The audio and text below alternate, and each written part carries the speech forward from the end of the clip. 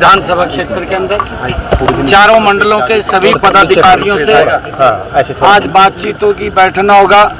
अभी हमारी करनाल विधानसभा के कोर ग्रुप के लोगों से बैठना हुआ था, उनसे बातचीत हुई और जो काम हमारी सरकार ने किए हैं, आदरणीय मनोहर लाल जी ने किए हैं, या कुछ और लोगों की जो बात हमारे सामने आएगी उसको सुन करके, और अभी तो हमारे सामने क्योंकि चुनाव है, इस चुनाव के अंदर उपचुनाव है करनाल का, हमने 10 की 10 लोकसभा की सीटें और ये उपचुनाव बड़े मार्जिन से हम जीते, इसको लेकर के हमने सारी रणनीति योजना बनाई है। और आने वाले समय के अंदर क्योंकि 25 मई को हरियाणा प्रदेश का चुनाव है और उस चुनाव को लेकर के सभी कार्यकर्ताओं से मिलना, कई राज खोल रहे हैं सरकार के, कहना कि उनको मुख्यमंत्री बनाया जा रहा था, मंत्रिमंडल विस्तार को लेकर उनके पहले जानकारी दी। देखिए, अगर दुष्यंत जी को कोई बातें पता है तो उसी को पूछनी चाहिए, उनसे ही बात करनी चाहिए, उनसे और भी राज पूछने चाहिए भी क्या क्या राज थे, अगर उसके पास राज हैं तो पूछने चाहिए उससे। परंतु Bharatiya Janata party zero tolerance के ऊपर काम कर रही है। लगातार नरेंद्र मोदी जी के नेतृत्व में देश ने एक नई दिशा ली है और हमारी ये डबल इंजन की सरकार ने एक खड़ा होकर के संकल्प के रूप में जो भी आदरणीय प्रधानमंत्री जी की योजना आई है, मनोहर लाल जी ने उस योजना को धरातल के ऊपर उतारने का मजबूती से काम सर, हाईकोर्ट में याचिका गई है, हाईकोर्ट में याचिका गई है उपचुनाव ना हो, वो याचिका मंजूर हो गई है। देखिए, माननीय हाई कोर्ट का निर्णय वो सर्वोपरि है, हमारी तरफ से भी उसके अंदर वो विषय रखा जाएगा और जो भी आदेश होंगे माननीय कोर्ट के वो सर माथे के ऊपर है। आप चाहते हैं चुनाव हो? देखिए, क्योंकि अभी आवश्यकता है, 6 महीने से ज़्यादा का समय है और 6 महीने तक कहीं ना कहीं अगर कोई जिम्मेवारी मिलती है, उस जिम्मेवारी के ऊपर हमें उस पद के ऊपर जाना होगा। भारतीय जनता पार्टी लगातार चुनावी प्रचार कर रही है, कांग्रेस की अभी तक लिस्ट भी नहीं है भाई, कैसे क्या समझते हैं सर आपके और पूर्व मुख्यमंत्री के खिलाफ कोई कैंडिडेट अब तक घोषित नहीं किया है, कैसे देखते हैं? नहीं, देखिए, पार्टियां तो सभी अपने अपने प्रत्याशी उतारेंगी, परंतु कहीं ना कहीं दूसरे दलों के अंदर इस बात को लेकर के भी मंथन है कि अगर किसी बड़े नेता को उतार दिया वो हार जाएगा। वो देखते हैं कि अपना वजन किसी दूसरे के ऊपर डालें और उसको लेकर के कहीं ना कहीं उनके अंदर एक भय का वातावरण जो बना हुआ है। दीपेंद्र सिंह हुड्डा कहते हैं मैं चुनाव नहीं लड़ूंगा, दीपेंद्र लड़ेंगे। वो वही उसी का परिणाम है। पिछले चुनाव के अंदर तो वो भी मैदान के अंदर उतर गया था, अब मैदान से भाग रहा है।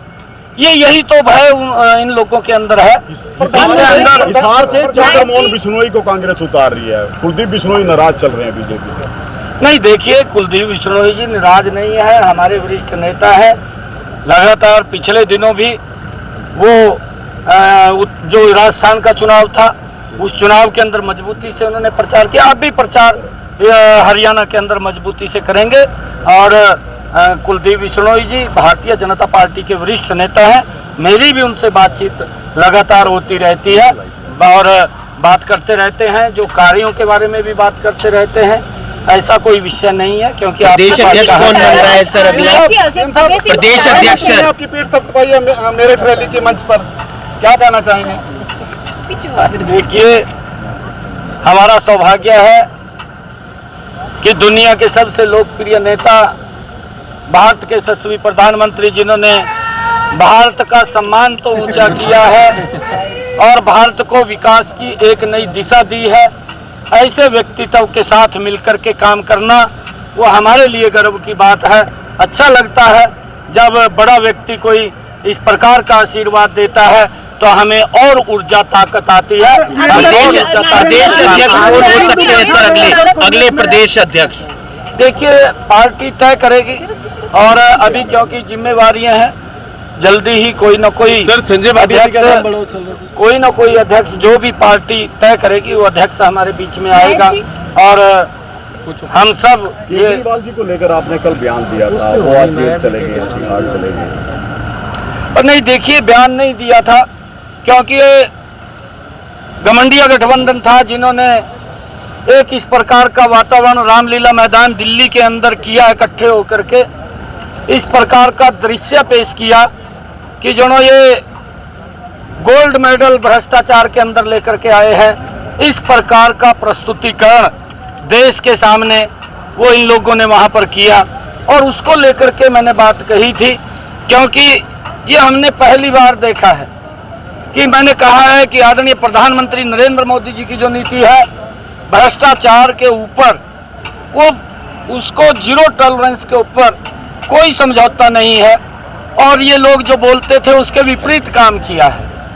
ये आज जो मंच के ऊपर तो लोगों के बीच में जब वोट लेने के लिए जाते हैं, ये घमंडिया गठबंधन के लोग ये बात बोलते थे कि हम लोगों को सुविधा देंगे, भ्रष्टाचार नहीं होने देंगे, और इनके कार्यकाल के अंदर बड़े बड़े घोटाले वो हुए हैं, उसमें इंक्लूडिंग केजरीवाल भी है। और केजरीवाल जब ये बात बोलता था मंच से कि अगर मेरे ऊपर या मेरे मंत्री के ऊपर कोई भी चार्ज लगेगा तो मैं तुरंत त्याग पत्र दे करके मैं उसकी जांच करवाऊंगा, और आज तिहाड़ जेल के अंदर भी बैठा है, ना तो त्याग पत्र दे रहा है। ये कोई चार्ज किसी और ने फ्रेम नहीं किए, ये जो फ्रेम किए हैं चार्ज उनके ऊपर भ्रष्टाचार के लगे हैं, ये कोर्ट ने किए हैं और कोर्ट ने सत्य पाया है, और जब सत्य पाया है तो उन्होंने फिर जो बात कही थी उसके ऊपर पूरा उतरना चाहिए। वहाँ पर ये नहीं कि मैं तो मुख्यमंत्री हूँ और मेरे ऊपर इस्तीफे का देना चाहिए या मेरे को जेल में डाल दिया है, इस प्रकार की बात उसने नहीं करनी चाहिए। अगर कोई आरोप लगा है उस आरोप को तुरंत त्याग पत्र दे करके उसको सिद्ध करना चाहिए भी भाई, जब तक ये सिद्ध नहीं होगा तब तक मैं पद को ग्रहण नहीं करूंगा। तब तो उसकी महानता थी, परंतु वो कहाँ है, वो बोलता कुछ है। पहले कहता था कि मैं गाड़ी नहीं लूंगा, गाड़ियों का काफिला अब चलता है। पहले कहता था कि मैं घर नहीं लूंगा, शीश महल बना लेता है। ये इस प्रकार का कथनी और करनी में इनकी अंतर है। और ये घमंडिया गठबंधन के लोग जितने भी हैं, अगर आप लोग देखेंगे, इनके कहीं ना कहीं शरीर के ऊपर हर व्यक्ति के दाग है और वो दाग देश को दिख रहा है।